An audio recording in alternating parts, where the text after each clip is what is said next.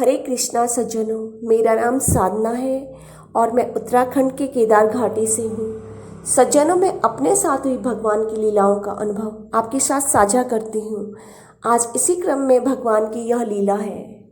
सज्जनों, मैंने पूर्व में बताया था किसी वीडियो में कि मेरे हृदय में ज्योति है और वो वही स्तंभित है।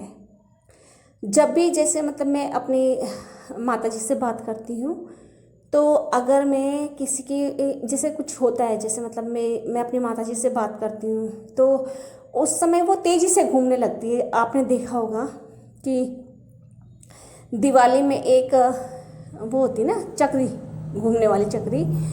तो इस तरह वो जोत जो है घूमने लगती है। जैसे अगर किसी की मैंने बुराई करनी शुरू कर दिया, कुछ बोलना शुरू कर दिया, तो वो जोत ऐसे तेज़ी से घूमने लगती है, बहुत तेज़ी से वो निकलने के लिए। तो कान्हा जी मुझे सचेत कर रखा पहले भी कि अगर तूने कभी किसी की बुराई करी तो ये जोत तुरंत तेरे हृदय से निकल जाएगी। और कई बार पूर्व में भी मैंने ये देखा है कि जैसे मैं दो महिलाओं के बीच में खड़ी हूँ और अगर कोई किसी की बुराई कर रहा है, साथ में भी हाँ हाँ हूँ कर रही थी। स्टार्टिंग की बात बता रही हूँ, जैसे जोत तो आ चुकी थी, तो वो जोत मुझे दिखती थी, वो घूमती थी बहुत तेज़ी से बाहर निकलने के लिए। ऐसे वो मुझे दिखाती थी कि वो बेचैन हो रही है बाहर जाने के लिए। तो कान्हा जी ने फिर मुझे बार बार सचेत भी किया कि अगर तू इस तरह से जैसे किसी की बुराई में हाँ हाँ भी करेगी तो ये जोत तेरे अंदर नहीं रहने वाली, ये निकल जाएगी। तो जैसे मैं अपनी माता जी के साथ बात करूं तो ये जोत फिर तेजी से घूमने लगी। होती है ना कि कुछ कुछ बातें जैसे होती है चाची लोगों की भी, ताई की भी, अब होती है कुछ देवरानी जेठानी में होता है, आपस में थोड़ा सा बैर हो जाता है। तो अगर मैं बातें भी सुन लूँ करूँ, अगर मुख से निकल भी जाए गलती से, क्योंकि पता है जोत है अंदर तो वो जरा सा भी वो बुराई नहीं करने देती, लेकिन अगर भूलवश करूँ तो बिल्कुल निकलने के लिए तैयार हो जाती है। तो एक बार तो पहले जा भी चुकी है और फिर उसके बाद आ गई थी, वो समा रखी है मेरे हृदय में। अब जब भी कभी ऐसा होता है, ऐसी सिचुएशन होती है कि कहीं पे अगर बुराई मुझे सुनी ही रही हो, मैं मजबूरीवश, तो भी वो बहुत तेज़ी से घूमती है। वो नहीं रहना चाहती उस टाइम पे, वो अंदर वो जोत निकलने को भागती है। तो इस वजह से भी मैं समाज से करती हूँ कि मैं कभी ना रहूँ ऐसे ऐसे माहौल पे, कभी भी ना रहूँ ऐसी जगह पे, कभी ना रहूँ जहाँ पे बुराई हो रही हो किसी की, या मुझे करनी पड़े या हाँ हूँ भी करनी पड़ेगी उसमें, तो भी बराबर का पाप का भागी है। तो वो जोत परेशान होने लग जाती है अंदर से, ऐसी चक्र की तरह घूमने लगती है। मुझे पता चल जाता है, दिखती है ना वो, दिखती है मुझे वो निकलते हुए कि वो अब निकलूंगी मैं। तो बार बार मुझे कान्हा जी ने 2-3 बार पूर्व में सचेत किया था। तो तब से ऐसे ही अपनी माता जी से भी फ़ोन से बचती हूँ, करने में भी बोलती भी हूँ कि माता करो ही मत, किसी की कोई भी बात मत करो। इस तरह से मेरे साथ ये घटनाएं हैं। तो तब मैं नहीं करती, ना मेरी माता जी करती हैं, लेकिन इसलिए भी। और फिर जब मैंने कान्हा जी को बोला कि जोत वाली बात तो है ही साथ में, लेकिन कान्हा जी चाहते थे कि मैं उनकी भक्त से बात करूं, वो परेशान हो रही है, उनको अपने भक्त का भी दुख दिखा। लेकिन जब मैंने कह दिया उनसे कि वो तो भाई वो बुराइयां करती है सामने पे और किसी की, तो फिर मेरा मन नहीं लगता है पूजा में। और ये तब उसके बाद कान्हा जी ने फिर मुझे कभी नहीं बोला कि तुम बात करो। तो ये भी है मेरे साथ, ज्योति का भी ये है कि ज्योत है हृदय में तो वो ऐसे करती है, वो परेशान होती है जैसे कहीं पे ऐसा माहौल हो। तो इसलिए मैं सांसारिक तो हो ही नहीं सकती, क्योंकि सांसारिक हो जाऊंगी तो तुरंत वो ज्योत निकल के चली जाएगी और फिर मेरी विक्षिप्त सी अवस्था हो जाती है उसकी जाती। ऐसा लगता है जैसे मैं क्या हूँ, खाली सा हो जाता है, जैसे कि अंदर से प्राण गए, निकल गए, कुछ है ही नहीं। किसी भी चीज़ में मन नहीं लगेगा, इतनी बेचैनी होगी कि ऐसा मन करेगा जैसे जैसे पागल अवस्था हो जाती है, ऐसे हो जाती है मेरी। जैसे सिर्फ एक बार निकली थी वो ज्योत, सिर्फ एक बार निकली थी और उसके बाद तो कभी गई नहीं। लेकिन वो परेशान होती है, जैसे ऐसा माहौल होता है जहाँ पे अगर मैं वहाँ खड़ी हूँ हाँ कर रही हूँ या सुन रही हूँ किसी की वो बुराई, तो तेज़ी से घूमती है, बहुत तेज़ी से घूमती हूँ निकलने के लिए। इसलिए मैं सांसारिक चीज़ों से बचती हूँ। ये भी बहुत बड़ी वो है कि कारण कि मैं इसलिए सांसारिक होना ही नहीं चाहती, क्योंकि मैं नहीं चाहती ये ज्योत मेरे से निकल जाए, चले जाए। मैं नहीं चाहती, मैं चाहती ये मेरे हृदय में स्तंभित रहे। तो इस तरह से है सज्जनों मेरे साथ। और माला करते रहिएगा, भगवान नाम जाप करते रहिएगा, भगवान बहुत सरल प्राप्ति है। भगवान ने कहा भी है, पता नहीं किस में कहा है, महाराज लोग कहते हैं कि भगवान कहते हैं कि मैं सरल हृदय को भी प्राप्त हूँ। जिसका जितना सरल हृदय रहेगा मैं उसको आसानी से प्राप्त हो जाता हूँ। तो भगवान नाम का आश्रय लीजिएगा, भगवान नाम जाप करते रहिएगा, और जो भी मंत्र है जिसको भी आप सुलभ मानते हो उसको भजिएगा। यह लीला जुलाई अगस्त 2020 की है और इस समय हम आश्रम में रहते थे। आश्रम में मेरे पड़ोस में एक परिवार रहता था। उस परिवार में एक वृद्धा थी। उनके कमरे में दिन में लोगों का आना जाना लगा रहता था। वे दिन भर बातें किया करती थी।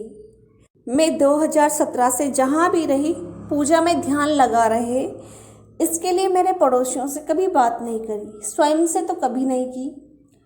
हाँ, यदि सामने से कोई बात करता तो जवाब देना एक वो हो जाता है कि सामने वाले को फिर बुरा लगेगा, लेकिन बात इसलिए नहीं करती थी ताकि मेरे पूजा में ध्यान लगा रहे। क्योंकि वास्तविक तौर से ऐसा होता है कि जब सामने वाला बात करता है, वह कुछ बोले तो वो चीज़ें माइंड में घूमती है, वो चीज़ें पूजा करते समय माइंड में आती है कि हाँ फलाना ये बोल रहा था, वैसा कह रहा था। तो मेरा मतलब ध्यान ना भटके, इधर उधर बातों पे न जाए, बस यही कारण था कि मैं इसीलिए ही संसार से मैंने दूरी बना रखी है, आज भी है। यही कारण है और कुछ नहीं है। ना ही तो मैं अहंकारी हूँ ना घमंडी हूँ, मेरे पास है ही क्या जो मैं ऐसा करूँ। और घमंड तो रावण का नहीं रहा, फिर मैं तो क्या हूँ। तो मेरा व्यवहार ऐसा नहीं है। मैं सिर्फ समाज से इसलिए दूरी बनाती हूँ ताकि मेरा ध्यान पूजा से न भटके, इधर उधर बातों में न जाए, मैं सांसारिक ना हूँ। क्योंकि अगर बातें करेंगे उससे कोई हासिल तो कुछ नहीं है, कुछ नहीं मिलने वाला। हाँ, भगवान का हम निरंतर जाप करते रहेंगे तो इससे हमें भगवान का सानिध्य और चरणों की रस तो जरूर ही प्राप्त होगी। और जैसे प्रेमानंद महाराज जी कहते हैं ना कि जब वे बीमार थे तो वे बताते हैं अपने विषय में कि जब मैं बेड पे पड़ा हुआ था तो मैं जागृत अवस्था में भी राधे राधे कर रहा था, और जब मैं सो के उठा तो भी मैं राधे राधे मेरे मुख से हो रहा था। तो ऐसे ही उस समय मेरी ये स्थिति, आश्रम में ये स्थिति थी कि मैं दिन भर तो ओम नमः भगवते वासुदेवाय करती रहती थी, और जब मैं सोती थी तो जब मैं नींद में होती थी, नींद में जगते समय जब मेरी आँख खुल जाती थी तब भी मेरे मुख से यह द्वादश मंत्र नहीं छूटता था। तो मुझे बहुत अच्छा लगता था कि अब मैं इसमें रम गई हूँ, ये मंत्र में मैं रम गई हूँ। और जहाँ भी मैं रहती हूँ मैं गूंगी बन के रहती हूँ लोगों के सामने पे, ताकि लोगों को खुद ही लगे कि ये भाई बात नहीं करती है और मेरा जो कार्य है वो मुझे पता है कि मुझे क्या करना है। तो लोगों को गलतफहमी बन जाती है मेरे इस व्यवहार से कि मैं घमंडी हूँ या अहंकारी हूँ, बात नहीं करती हूँ, जबकि मैं समाज से बसती फिरती हूँ ताकि मैं पूजा चालीसा को हृदय से पढूं, मनन करूँ, और उस समय मेरा ध्यान इधर उधर बातों में ना भटके। बात मैं तभी करती हूँ जब बहुत ज़रूरी काम हो। यही व्यवहार मेरा आश्रम में था। यदि बात करती हूँ तो केवल प्रभु लीलाओं का ही वर्णन करती हूँ, और उसमें संसार जो है यकीन करता नहीं है। संसार कहता है कि ये तो पागल जैसी बातें करती है, आजकल तो संभव नहीं है, लेकिन मेरे साथ तो हो रही है लीला, इसलिए मेरे पास तो वही बातें हैं और कोई बातें ही नहीं है करने को, और क्या मैं फालतू बात करूँ। तो भगवान जैसे मेरे साथ कुछ लीला करते तो मेरे गले में ऊपर आने को होती, वो बातें बताने को होती, लेकिन मन में पता होता कि सामने वाला मुझे पागल कहेगा, और उनके भगवान की लीलाओं के अलावा मुझे बात करने का मन ही नहीं होता था कि कौन सी बात करूँ किसी से। तो जब मैंने संसार का रवैया देखा कि संसार मतलब नीरस है, भगवान की लीलाओं की तरफ नीरस है, उनको कोई वो नहीं है, और उल्टा तो वो इस चीज़ को एक्सेप्ट नहीं करेंगे कि होता होगा ऐसा, बल्कि वो यही कहेंगे कि हाँ ये पागल होगी और ऐसी ऐसी बातें कर रही है। तो इसलिए भी मैंने भगवान से ही अपना नाता रखा, और मेरे को मैं समाज से करती चली गई, और मतलब मेरे को यही था कि मुझे बस आध्यात्म के क्षेत्र में ही रहना है और मुझे सांसारिक नहीं होना है। क्योंकि संसार सामने पे कुछ और है, पीठ पीछे कुछ और है। क्योंकि पहले तो मैं भी सांसारिक थी ना, उस समय का मुझे पता है कि संसार कैसा है। मैं अच्छी तरह से जानती हूँ कि संसार के दो रूप हैं, सामने पे कुछ और है, पीठ पीछे कुछ और है। तो मैं ऐसी झूठी ज़िंदगी में नहीं जीना चाहती, मैं सत्य के साथ जीना चाहती हूँ, लेकिन संसार है नहीं ऐसा। इसलिए अच्छा है मैंने ईश्वर का वो पकड़ रखा है सानिध्य, और संसार को छोड़ रखा है, इसलिए मैं कट के रहती हूँ। तो सामने वाले को गलतफहमी हो जाती है कि पता नहीं क्यों बात कर रही है, क्या है। इस प्रकार से मैं केवल जो है भगवान की लीलाओं का यदि वर्णन करती थी तो मतलब अन्यथा अन्य बात करना मैं व्यर्थ समझती थी। इस प्रकार पड़ोस के परिवार में काफ़ी आना जाना लोगों का, आश्रम वालों का भी लगा रहता था। वह वृद्धा कृष्ण भक्त थी। वह रात्रि 8 से 8:30 बजे के बीच में या 9 बजे तक ढोलकी बजाकर कभी डांस करके भगवान कृष्ण को रिझाने का कार्य करती थी। मेरा बरामदा उसकी खिड़की के सीधे सामने था, जिससे मैं उनका मधुर कृष्ण भजन ढोलक की थाप को देखा हुआ सुना करती थी। मैं वहाँ हर वक्त नींद में भी ओम नमो भगवते वासुदेवाय का जाप करती रहती थी। ये जाप मेरा कभी नहीं टूटता था वहाँ। और दर्शन भी इतने साक्षात और मतलब बहुत भव्य दर्शन हुआ करते थे आश्रम में।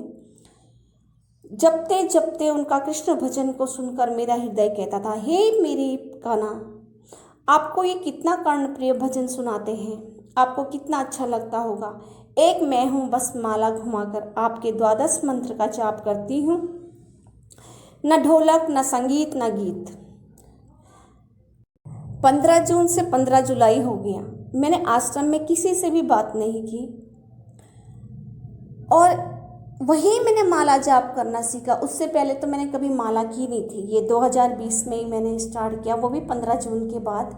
15 जून की तो बहुत बात किया था मैंने, काफ़ी समय तक तो मेरे को पता ही नहीं था कि माला जपते कैसे हैं। तो कभी कभार स्वामी जी ने मुझे पहले नवरात्रों में कराया था, वो एक एक दिन, जैसे सिर्फ नवरात्रों में एक एक रात को करी थी बस, वो कुछ कुछ समय। और उसके बाद फिर मैं भूल गई, जब एक सिर्फ 2 बार की नवरात्रों में ही माला जाप करवाई थी उससे पूर्व में, और वो तो मुझे याद भी नहीं था।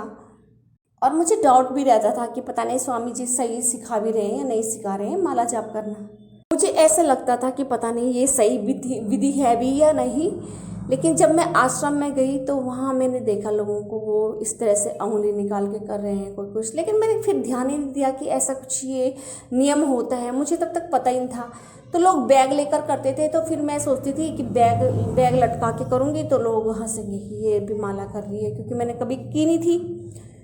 तो फिर मैंने माला ऐसे करके हाथ में छिपा के करती थी मैं माला। और बैठ तो मैं सकती नहीं थी तब तक, मेरे जैसे किडनी का प्रॉब्लम था, तो मैं चलते फिरते ही कर पाती थी। मैं एक जगह पे बैठ नहीं सकती कंटिन्यू काफ़ी देर तक, तो मैं इधर उधर चलती रहती थी। तो सब कमेंट पास करते थे कि इधर उधर जाने वाले कि ये क्या है, माला को क्या समझ रखा है तुमने, माला कोई चलते फिरते करते हैं, तब तो तुम ऐसे करके ही अनाप शनाप कहने लगे कि तब तो तुम ऐसे में भी कर लो माला, वैसे में भी कर लो माला। लेकिन मैंने इनकी किसी भी बात को माइंड नहीं किया, क्योंकि मुझे पता था कि भगवान मेरे को इतने भव्य भव्य दर्शन दे रहे हैं। और मैंने कोई नियम नहीं किया माला का कि ऐसे उंगली निकालो बैग से बाहर या ये करो। मैं डायरेक्ट करती थी ऐसे ही हाथ से, पहली उंगली से, अंगूठे के इशारे से। और मैंने कभी नहीं ऐसे मैंने कभी नियमों के चक्कर में मैं पड़ी नहीं, और अपने ही सूझबूझ से किया, मैंने किसी से पूछा भी नहीं फिर। और मैं करती चली गई ऐसे माला, और मुझे बहुत ही भव्य दर्शन हुए वहाँ। भगवान भद्राज के, ये शेषनाग प्रभु के दर्शन हुए, बहुत भव्य दर्शन हुए। पूरे कमरे में आच्छादित थे वो शेषनाग के, उनके फन। और जो भगवान विष्णु है फिर से दोबारा से शेषनाग प्रभु की सैया में लेटे हुए थे। और वहाँ पे ये चंद्र भगवान ने मुझे दर्शन दिए साक्षात, सूर्य भगवान ने दर्शन दिए साक्षात, वामन अवतार ने मुझे साक्षात दर्शन दिए जिस समय मैं ये माला कर रही थी। इतने साक्षात दर्शन, और इन किसी को नहीं हुए दर्शन। ये तो हमेशा कहते थे कि दर्शन होते ही नहीं हमें, कि ऐसा अब कलयुग में थोड़े ना दर्शन होते हैं, कि वो तो भगवान का तो वो है, ऐसे कहते थे कि भगवान तो उसका भाव है, भगवान तो अनुभव का विषय है, कि भगवान साक्षात नहीं होते इसमें, ऐसे कहते थे वो। तो मुझे मन में हंसी आती थी कि क्योंकि मेरे साथ तो साक्षात प्रकट हो रहे थे ना, तो मैंने बोला ही नहीं उनको, क्योंकि मुझे पता है उन्होंने सच तो मानना है नहीं किसी ने। और कुछ कुछ आश्रम में आया करती थी, जैसे उनके शिष्य है, तो जब मैं कहती भी थी कि ऐसे से हैं भगवान, ऐसे ऐसे दर्शन देते हैं, तो उनमें जो नवयुवतियाँ थी अब वो चिढ़ने सी लगती थी कि मतलब भगवान इसको कैसे दर्शन दे रहे हैं। तो फिर कान्हा जी ने कहा कि इनको बोलो ही मत, इन दोनों लड़कियों को नहीं बोलो। कान्हा जी ने एक बार बोला, फिर मैंने माइंड नहीं किया, फिर भी मैं बता रही थी। तो पीठ पीछे बातें कर रहे होंगे ना, जेलसी फील कर रहे होंगे, तब मुझे कान्हा जी ने कहा कि इन दोनों को बिल्कुल मत बताया करो तुम। ऐसे कहा बार बार, 2 बार कह दिया कि इन दोनों को बिल्कुल मत बताया करो। तब फिर मैंने इन दोनों को बताना बंद किया। फिर वहाँ पे इधर उधर जितने भी आते जाते सब यही बोलते कि तुम ऐसे भाई चल के क्यों करती हो, तुम चलते चलते क्यों करते हो। अब मैं सबसे तो नहीं बोल सकती ना कि मैं किडनी की वो हूँ, किडनी पेशेंट हूँ मैं। अब कितनों से बोले तो वो ही चाहते थे कि मैं चलते फिरते करूँ ना, मैं बैठे बैठे करूँ, इससे मेरी मालाएं कम हो जाती। तो मैं ऐसे मैं तो बिना माला के रह ही नहीं पाती थी। मेरे को माला का इतना वो लग गया था उस टाइम पे कि मतलब माला मैं छोड़ती नहीं थी बिल्कुल भी। और यहाँ तक कि मैंने अशुद्धि में भी माला करी रुद्राक्ष से, और रुद्राक्ष से माला करी। लेकिन क्या करती थी मैं, द्वादश मंत्र का प्रयोग करती थी, ओम नमः भगवते वासुदेव। और तब तक मैंने जो है तुलसी की माला नहीं ले रखी थी, क्योंकि मेरे पास थी नहीं तब तक। तो रुद्राक्षी माला से करती थी, लेकिन जपती थी मैं किसका, ओम नमः भगवते वासुदेव। तो यही प्रकट होते थे जिनका मैं मंत्र कर रही हूँ, भले माला रुद्राक्ष की थी। तो भगवान कृष्ण प्रकट होते रहते थे इस तरह से। तो फिर वहाँ पे जो है सब मुझे ताने मारते थे कि क्या है, चलते फिरते कोई माला करते हैं ये वो। मैंने उनकी परवाह नहीं करी, क्योंकि मुझे मालूम था इनको खुद के किसी को दर्शन नहीं होते हैं। और मैं इनको बोलूँ भी क्यों, क्योंकि जब कान्हा जी कह रहे हैं कि ये चिढ़ रहे हैं, इनको बोलो मत। तो फिर मुझे पता था कि जब दर्शन हो ही रहे हैं, मुझे ऐसे चलते फिरते करने से भी दर्शन हो रहे हैं, तो मैं क्यों छोड़ूं इसको। अपने मन में मैंने सोचा, और मैंने करती रही माला। एक दिन में मैं 180 माला करती थी उस टाइम पे। 150 तो था ही, 150 से ऊपर जितना कर सकती थी मैं करती थी, रात के काफ़ी देर लेट तक। और 150 तो मेरी रोज की थी। एक माला मैं कम नहीं करती थी 150 से ऊपर, चाहे हो जाए 180 तक पहुंच जाता था काफ़ी दिन। तो मैं इतनी मालाएं करती थी, इतनी माला करती थी। बहुत होता है, पहले तो 150 ही बहुत होता है, फिर 180 तक पहुंचना। क्योंकि मैंने भरत जी का चित्र पढ़ा था, जो जिनके नाम से हमारे देश का नाम है भारत। तो उनके विषय में कहा जाता था कि जब वे माला करते थे तो वो 200 से ऊपर की माला करते थे उस समय। मैंने किसी में सुना था उनका चरित्र। तो फिर मुझे ऐसा लगता था कि मैं तो 200 तो कर ही लूँगी, लेकिन 200 कभी नहीं हो पाती थी मेरे से, मुश्किल से 180 हो पाती थी।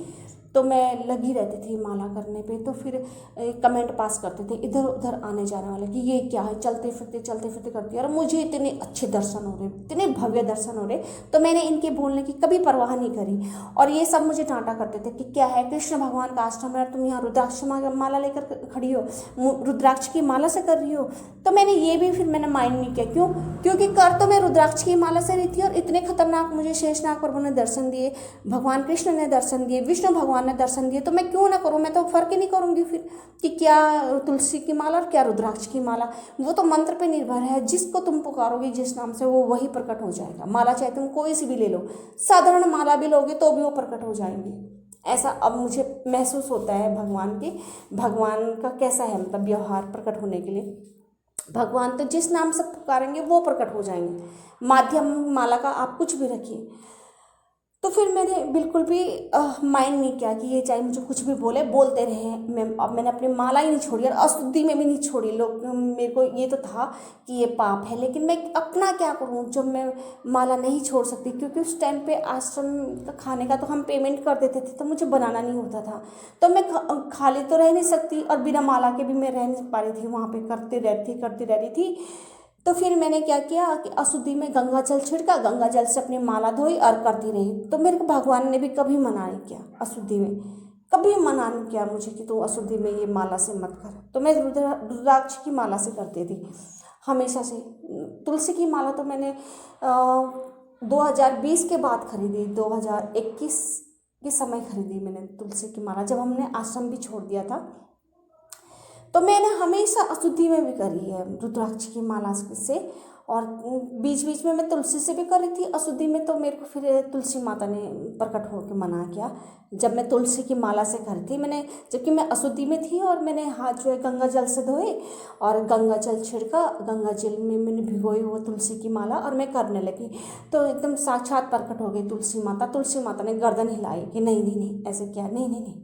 तो उस समय फिर मैंने उस समय से तुलसी महारानी को मैंने अलग रख दिया।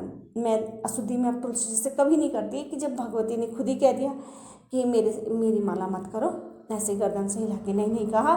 तो फिर माला दिखाई, पहले माला दिखाई और माला में सड़ी हुई माला दिखाई, जैसे हाथ में सड़ी हुई माला ले रखी मैंने और मैं कर रही हूँ, तो एकदम से प्रकट हो गई भगवती। तो भगवती ने ऐसे मना किया गर्दन से कि नहीं नहीं नहीं। तो तब फिर तुलसी की माला मैंने छोड़ दी। तुलसी की माला फिर मैं अशुद्धि में कभी नहीं छूती भी नहीं, वो पहले ही रख देती हूँ अलग। और रुद्राक्ष की माला से मैं करती थी, फिर मैंने कहा ये भी तो पाप ही होगा। मैंने कहा अब जब भगवान ने मुझे अब मना किया है, इतने वर्षों से मैं कर रही थी और तब जाके जो है 2021 या 22 में किया, शायद मना 22 में किया तुलसी की, क्योंकि 21-20 में तो थी नहीं माला तुलसी की। और रुद्राक्ष की माला से कभी भगवान ने मना किया नहीं मुझे। रुद्राक्ष की माला से मैंने हमेशा अशुद्धि में किया, लेकिन किसी भी भगवान ने मना नहीं किया मेरे को। प्रोसीजर मेरा वही रहता था कि गंगा जल हाथ में लेके और तब जाके करना ये माला। तो फिर जब रुद्राक्ष की माला से कभी मना नहीं किया, तुलसी से मना किया, तो फिर कुछ समय तक तो मैंने रुद्राक्ष की माला से किया अशुद्धि में। लेकिन फिर मेरे को लगा कि नहीं ये भी गलत है, जब उन्होंने मना किया है तुलसी को तो ये भी तो पवित्र है। तो फिर मैंने वो भी, उससे भी नहीं करती फिर मैं। अब मैंने एक पत्थर की माला ले रखी है अशुद्धि के टाइम के लिए, क्योंकि मैं तो बिना माला के रह नहीं सकती। जैसे काम करते करते तो मैं मुखाग्र करती रहती हूँ, मुंह से बोलती रहूँगी, हाथों से काम करूँगी घर का। और जब कभी भी मुझे टाइम मिल गया, जैसे 1 माला हो गया दिन में या 2 माला हो गए, कभी भी जैसे समय मिल गया थोड़ा सा भी, तो उस समय जैसे अगर मैं चाह रही हूँ कि चलो मैं माला से कर लेती हूँ, तो उस समय के लिए मैं जैसे माला का यूज करूँगी अशुद्धि में, तो मैं करती हूँ पत्थर की माला। अब मैंने पत्थर की माला खरीद रखी है काले रंग की, तो अशुद्धि के समय पे मैं काले रंग की माला से करती हूँ और वो दोनों मैंने एकदम से अलग रख देती हूँ। तो इस तरीके से, तो उस टाइम पे मैं करती थी 2020 की लीला बता रही मैं कि 2020 में मैं करती थी आश्रम में माला जब। तो सब मुझे जैसे कमेंट पास करने लगे कि तुम क्या है ये चलते फिरते करते हो माला। मैंने अनसुना करा, मैंने कहा मेरे को तो खतरनाक दर्शन हो रहे हैं, इन्हें क्या पता, इनको बगने दो, मैं तो करती रहूँगी। और मैं चलते फिरते मेरे बस रात के 11:30 बजे तक इधर से उधर, उधर से इधर ब्राह्मण में, क्योंकि जितना चलूँगी उतना मेरी किडनी सही रहती थी, तब खाना पचता था मुझे। तो फिर मतलब मैंने माला करी, पूरी करी। अब कभी 150, कभी 180, कभी 150, कभी 180 करती रही। तो मेरे ये लगा लीजिए आप, अब मैं 44,000 मेरा पूरा होने को है, हो जाएंगे। अभी तो 200 रह गई माला, 44 को 45,000 पे पहुंच जाऊंगी मैं। और मैंने 1 लाख माला का संकल्प कर रखा है कि मैं 1 लाख माला कर लूँगी। तो इस तरह से मैं माला करती हूँ। मतलब पहले मेरे दिन के, जैसे आश्रम में काम नहीं करना होता था, तो उस टाइम पे मैं इतनी माला कर पाती थी, क्योंकि काम स्वयं करते ही नहीं थे वहाँ पे। सब खाना बनाया मिलता था और सफाई भी वहाँ पे सफाई के कर्मचारी थे, वही कर लेते थे सारा साफ, तो खुद को कुछ करना ही नहीं होता था। तो सिर्फ हम भगवान का ही नाम करते थे। लेकिन अब जब से हम जो है आश्रम से हट गए हैं, अलग से अपने रूम में रहते हैं, तो फिर मुझे सारा घर का काम करना पड़ता है। तो अब मैंने ये निर्णय कर रखा था कि टाइमिंग से करूँगी। मतलब कि जैसे मेरे 10 माला होती है पौन घंटे में, या अगर बहुत तेज़ी स्पीड से करूँगी तो आधा घंटे में मेरी 10 माला हो जाती है, 15 मिनट में मेरी 5 माला हो जाती है ओम नमः भगवते वासुदेवाय की, बहुत फास्ट करने पर भी। तो फिर मैं इस तरह से टाइमिंग करके देखती हूँ कि इतने टाइम में मेरी इतनी माला हो गई, इतने टाइम में मेरी इतनी माला हो गई। तो दिन भर मेरा ये रहता है, जब कभी काम कम रहता है तो 100 माला हो जाती थी, फिर मेरी घट के 50, अब तो 50 तो मैं ये है कि डेली करना ही करना है किसी भी हाल में। कभी होता है जब 30 कर पाती है, 20 कर पाती हूँ, बस चलते चलते करना है, माला तो कहाँ हाथ में ले पाती हूँ। अब तो घर का काम के साथ साथ, लेकिन मैं करती हूँ पूरा, मतलब कि 50 तो पूरी करनी है। 50 कर लो, 30 कर लो, लेकिन अब 100 तो नहीं हो पा रही है, लेकिन क्योंकि अब वीडियो का चक्कर पड़ी है तो उस वजह से। तो फिर मैं वहाँ पे आश्रम में मैं माला करती रहती थी, भगवान के दर्शन होते रहे। मैंने किसी की बात नहीं सुनी और मैं भगवान पे मुझे पूर्ण विश्वास था। मैंने कहा जैसे भगवान चलाएंगे वैसे चलूँगी, भगवान जो कहेंगे करूँगी। तो भगवान मतलब ये है कि आते रहे, दर्शन देते रहे।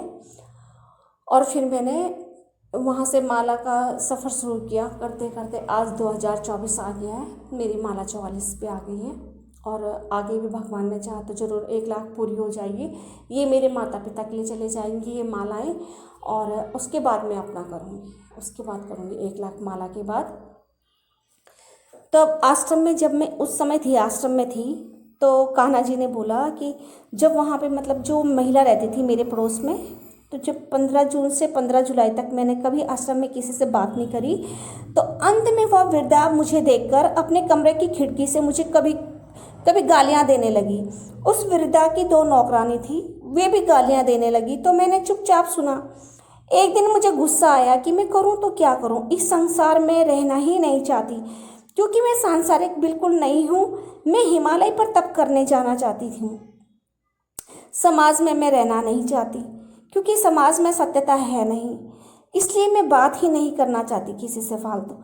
लेकिन करूँ क्या, स्वामी जी को हिमालय पर जाना नहीं है, इसलिए मैं दुखी बहुत थी। मैं तो ये चाह रही थी कि मैं कब भागूं हिमालय, कब चले जाऊं। पहले वृंदावन का था, अब मैं सुनती हूँ वृंदावन में बहुत ज़्यादा गंदगी हो गई, इतना क्राउड वहाँ हो गया। तो मैं ये चाहती हूँ मैं हिमालय पे जाऊँ, शांति में तपस्या करूँ वहाँ जाके, और घोर तपस्या करूँ। तो मैं स्वामी जी को इतना तैयार करती हूँ, लेकिन उनका ऐसा शरीर नहीं है कि जो वो मौसम झेल पाएँ। उनको बिल्कुल भी ठंड नहीं खिपती। उन्हें तो हल्की सी सर्दी लगते ही मतलब उनको जुकाम और ये हो जाता है, कफ सा होने लगता है उनको। तो फिर मेरे को ये लगता है कि वो वहाँ तो नहीं झेल पाएंगे इस मौसम को। तो मैं अब उनसे जिद करना भी छोड़ दिया। पहले तो मैंने बहुत बोला चलो चलो चलो बद्रीनाथ चलते हैं तपस्या के लिए, केदारनाथ चलते हैं तपस्या के लिए, नहीं तैयार, वो तो पहाड़ में जाने के लिए बिल्कुल तैयार ही नहीं है। इसलिए मैं बहुत दुखी थी उस टाइम तक कि मैं हिमालय में तप में भी नहीं जा सकती। इसलिए मैं अपना प्रत्येक दिन सुबह से रात सोने तक जितनी भी माला जाप कर सकूं, काम करते करते समय मैं मुख से जितना अधिक से अधिक जाप कर सकूंगी, यही मैंने अपनी दिनचर्या बना ली थी उस टाइम पे, कि उम्र भर ये ऐसा ही करूंगी, माला ही करती रहूंगी और इसे ही हिमालय बना लूँगी बस, अपने घर पे रहते हुए कि मैं हिमालय में ही रह रही हूँ बस। और ऐसा मैंने मन बना लिया कि मेरे जीवन भर की पूंजी यही है, मेरी कमाई, कि मेरे भगवत नाम, भगवान का नाम जपा मैंने, और संसार से मुझे किसी भी प्रकार से कोई लगाव नहीं है। इस प्रकार मैं आश्रम में हर वक्त मुंह में ओम नमो भगवते वासुदेव का मंत्र जाप करती रहती थी। जब मैं वहाँ पर बैठी हुई थी अपने कमरे में, तभी कान्हा जी बोले, उस पड़ोसन से बात करो, वो बहुत दुखी है।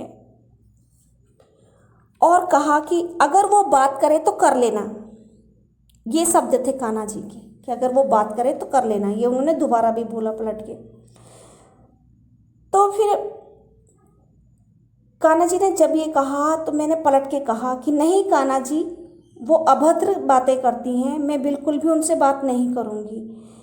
और कान्हा जी 1 हफ्ते तक तो रोज़ कभी कान से बोलते, कान में जैसे मतलब बोलते हैं कि भाई बात कर लो, उनसे बात कर लो। एक दिन भगवान ने, कान्हा जी ने जो है मेरे कंठ से बोला, मेरे मतलब गले से आई आवाज़, ऐसे बोला कि, और एक बार बोला फिर अनेक बार बोला, कई बार बोला मेरे कंठ से, यही बात बोलते थे कि बात कर लो उनसे, वो बहुत परेशान हो रही है, आखिर बात करने में क्या बुराई है। ये शब्द थे कान्हा जी के। तो मैंने भी कह दिया कि प्रभु कोई बुराई नहीं है, लेकिन मुझसे हृदय से आपकी माला जाप पूजा चालीसा नहीं हो पाएगी, क्योंकि फिर वो सांसारिक हो जाऊंगी मैं। वो मेरे से बात करेंगे, वो अपनी बहू की बातें करेंगे, इधर उधर की बातें करेंगे। क्योंकि जहाँ तक स्टार्टिंग में जैसे ही मैं गई थी आश्रम में, तो वहाँ पे 3-4 आंटी लोग थी, माता जी। तो वो लोग क्या करते थे कि जैसे मैं उनके साथ खड़ी हूँ, मैं तो मुंह के अंदर माला जाप कर रही हूँ, मैं बात करती नहीं थी, तो वो मुझे गूंगी महारानी बोलते थे। भाई ये गूंगी महारानी, मैं बोलती नहीं थी कुछ, बस जैसे मिले सामने से तो मिलते ही जैसे प्रणाम की जी पे राधे राधे बोल दिया, बाकी मैं बोलती नहीं थी। फिर वो आपस में बातें करते रहते थे कि मेरी बहू ऐसी है, मेरी सास ऐसी है, ये है वो है, फिर एक एक करके जाते ऐसे से उनकी रोज़ की दिनचर्या थी। तो मैं कभी साथ खड़ी नहीं रहती थी। जैसे उसमें चले गए, मांगलिक बेला में चले गए, जैसे प्रातःकाल की वो होती है ना, मंगला पूजा होती है, तो उसमें चले गए। फिर आते समय भी वो आपस में यही बातें, शाम के संध्या वंदन जैसे 8 बजे हो तो भी यही बातें। तो मैं उनसे कटती थी, उनसे दूर रहती थी, क्योंकि मैंने कहीं सुना था, इसमें कोई महाराज जी बोल रहे थे, और जो मेरे गुरु जी हैं ना, ये दीपक महाराज जी भी, ये कहते हैं कि जो चुगली करता है उसे तो पाप लगता ही लगता है, लेकिन जो चुगली सुनता है उसे भी पाप लगता है। तो मैं इनसे बचती थी कि यार मैं क्यों सुनूं चुगली, और मैं अपने मुख में वही अपना मंत्र बोलती रहती थी, द्वादश मंत्र, ओम नमो भगवते वासुदेवाय, मैं अनसुना करती थी ताकि मेरे कानों में इनकी बातें ही ना जाए। तो ये मुझसे खिन्न हो जाते थे कि ये कोई मतलब अगर कोई बुराई करते तो मैं अनसुना सा करती, तो इससे वो चिढ़ जाते थे। प्रकार से मैंने कान्हा जी से बोला कि कान्हा जी, मैंने कहा प्रभु कोई बुराई तो नहीं है, लेकिन मुझसे हृदय से कोई माला जाप पूजा चालीसा हृदय से नहीं हो पाएगी, फिर मैं करूँ क्या अपना।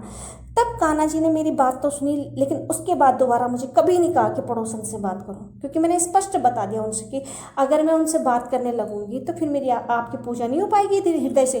क्योंकि जब मैं अपनी बात बता रही हूँ, और उनके तो पता नहीं, पर मैं अपना बता रही हूँ कि मैं रोज़ जैसे मतलब कान्हा जी के 108 नामावली करती हूँ, सुबह और शाम को और रात को, हमेशा करूँगी एक दिन में। कभी ऐसा नहीं जाता है कि नहीं हो पाती है, लेकिन जब जब करती हूँ तो अगर भगवान का ये लिखा है उसमें कि भगवान के 108 नाम में लिखा हुआ है कि पद्म नाभाय पद्म गर्भाय, तो मैं हृदय से उसको सोचती हूँ कि अच्छा पद्म गर्भाय इनका नाम क्यों है।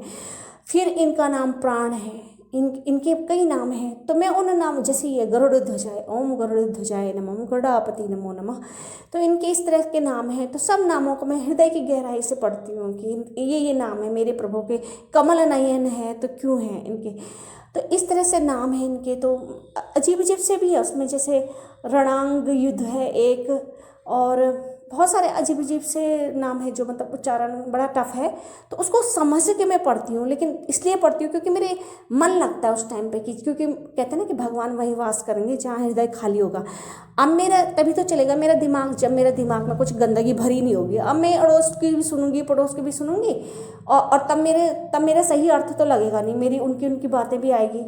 मैं अपना व्यवहार बता रही हूँ कि मेरी इधर उधर की बातें भी घूमती है फिर दिमाग में। जब मैं किसी से कुछ बात करूँगी तो वो बातें मेरे दिमाग में घूमती हैं, तो फिर मैं इनका नाम जैसे उच्चारण करूँगी तो इतने हृदय से नहीं ले पाती। मैंने माइंड की इस चीज़ को कि जैसे मैं हृदय से ले पाती हूँ इनका नाम। जैसे जब मेरे से कोई बात नहीं करता तो मैं बिल्कुल रच बस सा जाती हूँ इनके नाम में कि इनका नाम ऐसा क्यों पड़ा है, क्या है, तो मैं बिल्कुल हृदय से इसका मनन करके इनका जो है उच्चारण करती हूँ, भगवान को सुनाती हूँ इनके नाम। और ये पूजा गृह में खड़े भी रहते हैं। इन्होंने कई बार जो है मुझे दर्शन दे दिए खड़े होकर, जैसे मैं पूजा कर रही और इनका नामावली कर रही हूँ। तो पहले क्या होता था कि मैं जैसे इनके नाम पढ़ रही हूँ, मैं हृदय से नाम पढ़ रही हूँ, तो ये अपने चरणों के दर्शन करते हुए लूंगी तक दिखाते थे, और फिर नहीं दिखाते थे ऊपर, मतलब नीचे से दिखाएंगे ऊपर तक और फिर अदृश्य हो जाएंगे।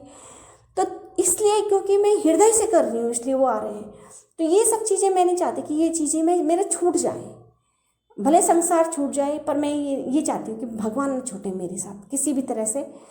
तो इस प्रकार से भगवान को मतलब अपने भक्ता का बहुत दुख लगा, जो उनकी वहाँ थी ना, वो आश्रम में उनकी भक्ता थी जो ढोलक से बजाती थी, उनको रिझाती थी, तो उनको भी उनका दुख है कि मतलब कि ये बात नहीं कर रही है, मेरी भक्ता वहाँ परेशान है, तो वो मेरे पीछे पड़े हुए थे कि भाई बात कर। मैंने तो सीधा बोल दिया, मैंने कहा मैं नहीं कर रही बात, हम ये कारण भी बता दिया। उसके बाद कान्हा जी को पता चल गया कि भाई ये भी अब बोल रही है तो क्या करे, तो उसके बाद कभी नहीं बोला फिर मुझे कान्हा जी ने। इस तरह से रहती है कान्हा जी की लीलाएं। कान्हा जी बिल्कुल ऐसे रहते हैं जैसे घर में जी रहे हैं हमारे साथ। अब तो मैं मोक्ष भी नहीं मांगती कभी, मैं बोलती हूँ भगवान तो हमारे साथ जी रहे हैं, क्या मांगना मोक्ष। इस तरह से भगवान अनेक लीलाएं करते रहते हैं, और सबके साथ ये सुलभ है, सबके साथ सरल हृदय रखो। और मैं नहीं कह रही कि सांसारिक मत रहो, क्योंकि हम तो अकेले हैं, छरे छाटे हैं, इसलिए हो पा रहा मेरा संसार से कट। अगर मेरी भी नंद होती या इस तरह से मेरे रिश्ते होते तो फिर हम भी उलझ जाते इसमें सांसारिक उसमें। अब मेरे तो बिल्कुल अलग ही है, हमारा तो ये है, फिर नहीं है कोई ऐसे सगे संबंधी करीब के, स्वामी जी के हैं नहीं, तो फिर छरिए छाटे। एक माता जी है इनकी, वृद्ध माता, वो 70-75 से ऊपर की हैं, 80 के करीब की हैं, तो फिर वो भी बड़े भाई साहब के पास रहती हैं। तो इस प्रकार से भगवान का नाम हम हृदय से लेंगे तो भगवान बिल्कुल साक्षात प्रकट होंगे, साथ साथ जीने लगेंगे। प्रकट की तो छोड़ो, साथ साथ जीने लगेंगे, साथ साथ चलने फिरने लगेंगे, बात करने लगेंगे। इस तरह से इतने सरल हैं भगवान। बस थोड़ा सा ये करना पड़ेगा कि जैसे संसार के साथ साथ मतलब मैं तो बिल्कुल ही कट रखी हूँ, मैं अपना क्या बताऊँ, मेरा तो बस यही है कि सिर्फ यहाँ पे मेरा ये है, शरीर शरीर है, आत्मा नहीं है मेरी यहाँ। आत्मा तो बस यही है कि भगवान में ही ऐसे विलय हो रखी है, भगवान का ही ये होगा, पता नहीं मेरा प्रारब्ध ऐसा ले रखा होगा कि किसी पे भी मेरा हृदय नहीं है, कहीं भी नहीं है। और सिर्फ ईश्वर ईश्वर पे जाता है मेरा हृदय, और किसी के लिए नहीं है। और ना ही मुझे औलाद चाहिए, ना ही मैं मतलब मेरी कोई इच्छा नहीं है, मतलब भगवान के सिवाय कोई इच्छा नहीं है मेरी। और इसीलिए शायद भगवान ये ऐसा कर रहे हैं, आ रहे हैं जा रहे हैं हमारे साथ।